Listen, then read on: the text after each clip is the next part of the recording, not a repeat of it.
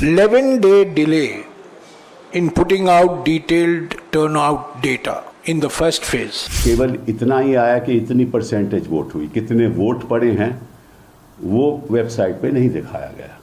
4-day delay in putting out detailed turnout data in the second phase. Election commission को एक press conference के द्वारा ये बताना चाहिए कि 11 दिन क्यों लग गए. Unheard of, unprecedented and unacceptable.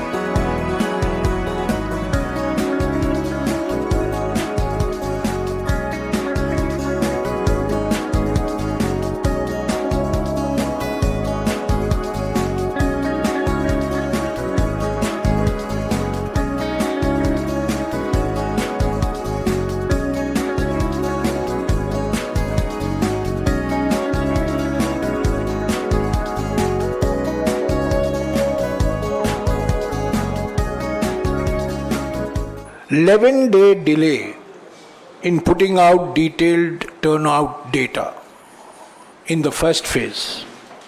4-day delay in putting out detailed turnout data in the second phase is unheard of, unprecedented and unacceptable. But the Election Commission has put out the data last night. Better late than never. We hope this will not be repeated in the third phase, fourth phase, fifth phase, sixth phase, seventh phase. I don't want to read much into the delay. I know they are very busy dealing with complaints of the Congress party because we are giving almost 18 complaints a day. Almost every day we are giving 18 complaints. Pipeline में सारे हमारे ही complaint हैं. तो मैं जानता हूँ उनको और किसी की चीज़ के लिए समय नहीं होगा, पर मैं उम्मीद करता हूं कि तीसरे चरण के लिए 7वें चरण तक ये जो विलंब पहले और दूसरे चरण में देखा गया है वो दोहराया नहीं जाएगा. पहले चरण के बाद जो नतीजे इलेक्शन कमीशन की वेबसाइट पे आए हैं कि कितनी परसेंटेज वोट हुई वो 11 दिन के बाद आए हैं और केवल इतना ही आया कि इतनी परसेंटेज वोट हुई, कितने वोट पड़े हैं वो वेबसाइट पे नहीं दिखाया गया. इसका कारण क्या है ये मैं नहीं जानता और कुछ लोग कहते हैं कि इसमें कोई आपको विश्वास रखना चाहिए कि ये जो कहा गया है वो सही है. हम विश्वास रखेंगे, लेकिन इतना ज़रूरी है कि इलेक्शन कमीशन को एक प्रेस कॉन्फ्रेंस के द्वारा ये बताना चाहिए कि 11 दिन क्यों लग गए. क्योंकि मैंने कई पूर्व इलेक्शन कमिश्नर से बात की है, उन्होंने कहा है कि हम जब इलेक्शन कमीशन में थे तो तुरंत या तो उसी शाम को या अगले दिन सुबह वेबसाइट पे नतीजे आ जाते थे कि कितने लोगों ने वोट किया है. तो 11 दिन क्यों लगे.